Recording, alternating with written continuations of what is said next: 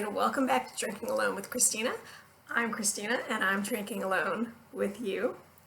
A couple of disclaimers as always: please don't drink and drive, don't drink and text your ex, and don't drink and just be a jerk in general. That's always good advice. So yeah, I did have a hiatus for a couple of weeks there. A hiatus meaning a break, not like a hernia. That's a hiatal hernia, by the way. Which I may or may not have as well. But I was moving, as some of my previous videos mentioned, and so I'm in my new house now. Yay, look, I got a real fireplace. So I'm settling in, things are getting unpacked as I can. But because this is my first video in my new house, I wanted to do something kind of special. Of course, I don't have any better glasses than I had before, so I will be drinking out of the Scooby-Doo glass, because that's pretty special, actually. And I'm going to be trying something I have not tried before. Two things I have not tried before. So, excuse me while I put on my glasses. The first thing I want to share with you is Saint Germain, which is an elderflower liqueur. So, and it is 40 proof, so it's not very alcoholic, but I will go ahead and try this on its own just to see how it is. And I was just reading here. Ooh, was there a bug on me, or is that a hair? It says Saint Germain is made with an infusion of freshly picked, hand-selected elderflowers, which impart a subtle melange of flavors with hints of citrus and tropical fruits. So this should be pretty good. And to turn that into a cocktail, I found this stuff at Big Lots, of all places, very exotic. It's Fentiman's Botanically Brewed, gently sparkling elderflower. Elderflower water, I guess.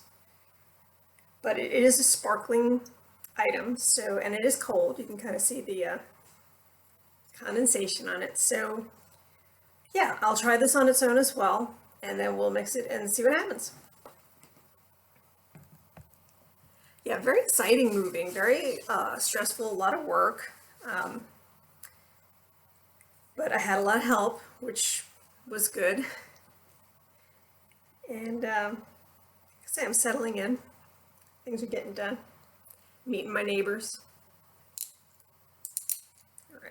So let's see. Oh, that smells like, it smells like grapefruit. That right off the bat. It is a little floral as well. But wow, that just smells like, I guess that's with the citrus that they're talking about. Okay, so let us, and if this is absolutely disgusting, I do have a backup, by the way. So, oh yeah, definitely get that kind of astringent quality from, you know, how the grapefruit makes you go, kind of getting that.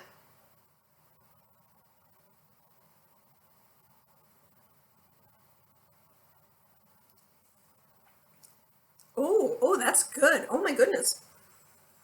It is tropical. It's, what does that taste like? It tastes like grapefruit and flowers. How descriptive. It's like floral and citrus, just like the label said. That is remarkably good. Take another taste of that just so I can maybe describe it to you a little bit better. This looks like a perfume bottle, doesn't it? It's very perfumey. That is a good way to describe it. Maybe like eau arpege.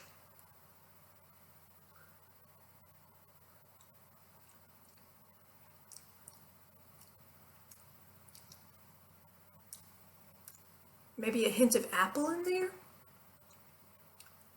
It's sweet. It's definitely sweet. It's not bitter. I feel like my words are failing me because this is really excellent.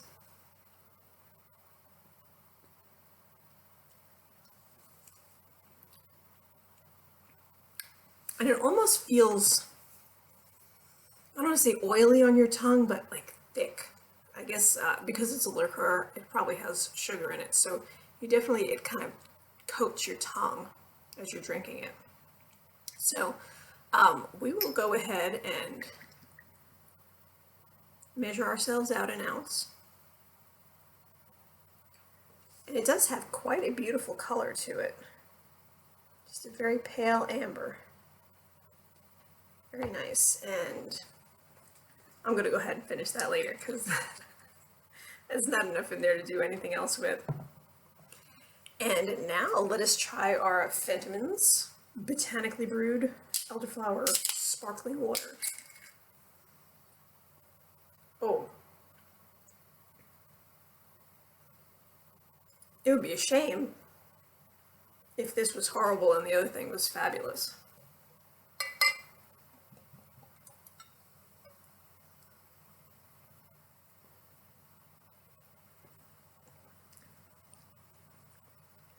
You do get very much the same flavor, not as sweet.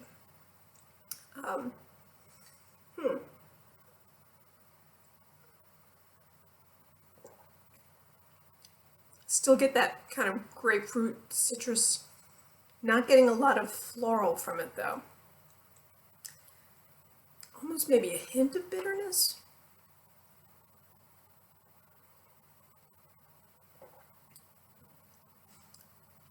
I mean, it's drinkable, certainly. So, I guess I'll put my shot in there first. And you know what I'm going to do?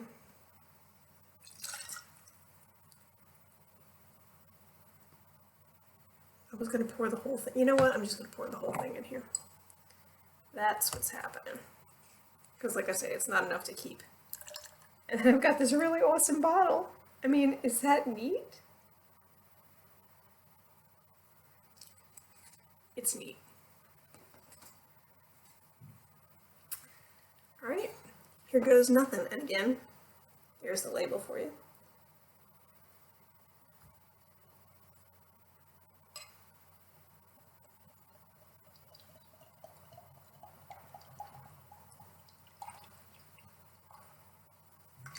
Boy, I tell you, there's nothing like signing your finances away for the next 30 years, is there?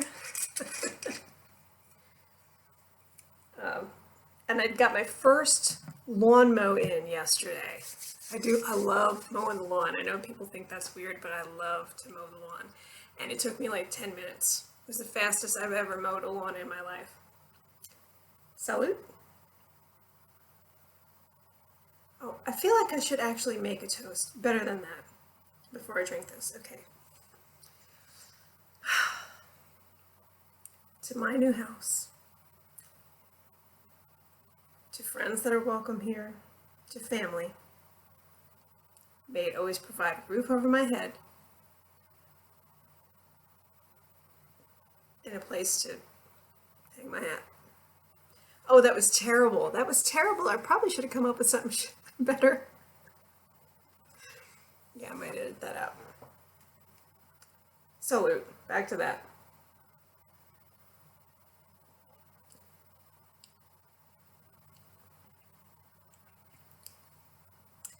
You're definitely getting the floral taste of the elder. It's the sparkling water definitely has more of a bitter edge to it than the cordial did. I imagine, again, because it probably doesn't have a whole lot of sugar in it. Let's see. Let's look at the ingredients. Carbonated water, beet sugar, elderflower extract, citric acid, fermented ginger root. Ah, that's what it is. And some pear juice concentrate and yeast. Okay, so it's a little fermented. That's where I'm getting a little bitterness from. That explains that. Okay, so a little bit of sugar, but it's not like corn syrup sugar, so it's not quite so sweet.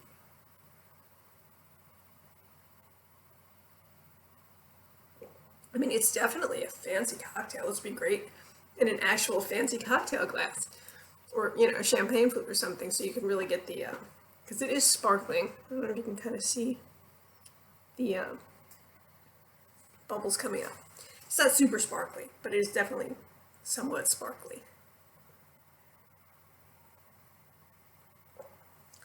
I would be interested to know if you have ever had Saint Germain, or if you do, what you do with it. There is something called a Saint Germain cocktail, which was written in here in very tiny, very, very tiny letters. You know, old people drink too, which would be 1 mini, the 50 ml Saint Germain, 2 parts brut sparkling wine, champagne or dry white wine, and 2 parts soda. So if you've watched my dry episode, you'll know that I will never, ever be drinking that. Ever. But I would totally drink this again. I think actually that would be nice. Just the liqueur itself would probably be nice in a little one of those aperitif glasses. They're really tiny little ones that you sip from very elegantly before dinner. Yeah, that would actually probably be better than this. I'm not complaining about this at all. Still getting that hit of grapefruit. Wow. Not enough to make you kind of make that face, but just, it definitely kind of makes your mouth water. It's kind of acidic, I guess. And when you put your nose up to it, you do get like a floral sense from it that you don't really taste, you just smell it.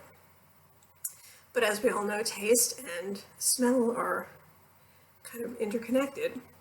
So, speaking of taste and smell, right, so I posted this on Facebook and I got kind of mixed reactions to it, but Cheez-Its. Let's talk about Cheez-Its for a second here. I do not understand Cheez-Its. I don't understand the appeal of Cheez-Its.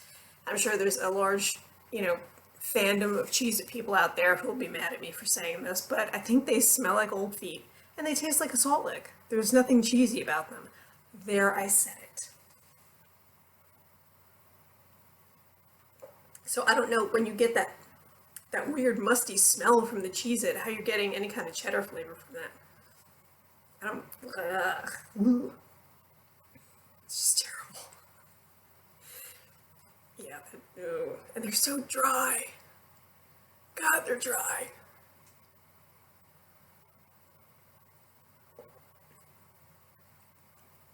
For that matter, I don't like wheat thins either. There, I said that too. Now a Triscuit, on the other hand. I'll eat me some Triscuits.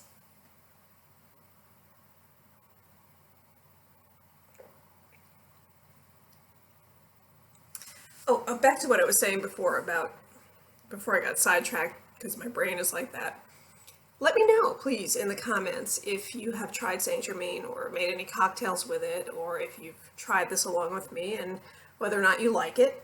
And if you are interested in drinking along with me again on a continued basis, please go ahead and hit the subscribe button. I would really appreciate it.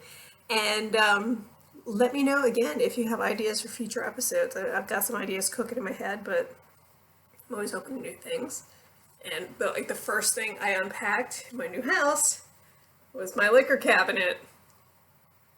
And I'm not exaggerating. I hadn't even unpacked my clothes. And it was like, liquor cabinet.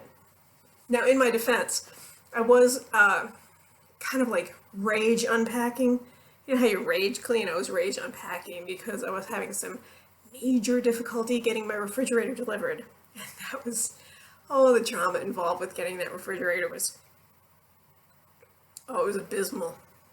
That's the story for another time, because I don't want to be all negative and everything on this video, but needless to say, it took several extra days, and I had to live like a refugee with no refrigerator.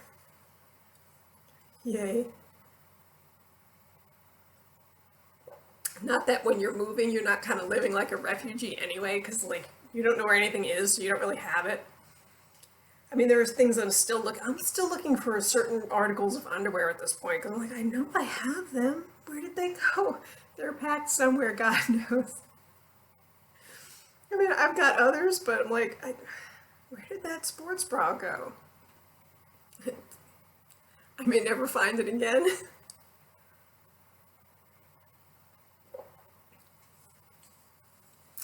The good news is that, my furniture fit the new space, and So I didn't have to like buy a new sofa or anything like that, and my TV's good to go.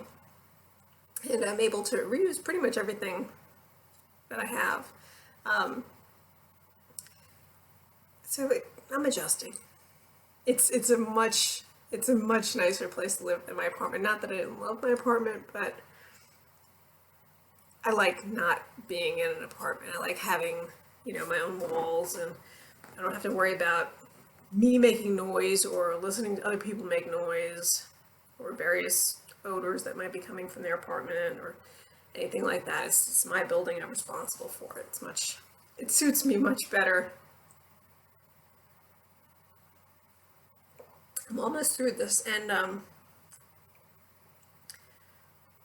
feel like if you actually threw some grapefruit juice in this, that could be like a good brunch thing. I know people drink Bloody Marys at brunch, but I'm not a big tomato juice person, but that would be a great brunch type cocktail.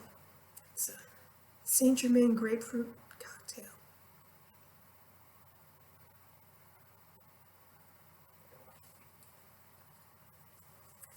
So I'm almost done, and I feel like there were other things I wanted to talk to you about, but they're not coming to me right now because it was a very long, very hot day at work today. It was like 93 when I left, and the humidity this morning was, when I got there this morning, got there about 5 o'clock, the humidity was 90%. It was ugly. So it may have fried my brain a little bit, or a lot. It's a glamorous life.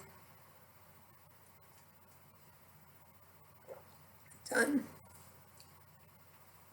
Again, I hope you've enjoyed drinking along with me today, and I'm sorry if I drank that fast. I'm sorry if I drank that slow.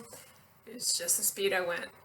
Until I drink alone with you again next time, I hope you have a great week, and I will talk at you later.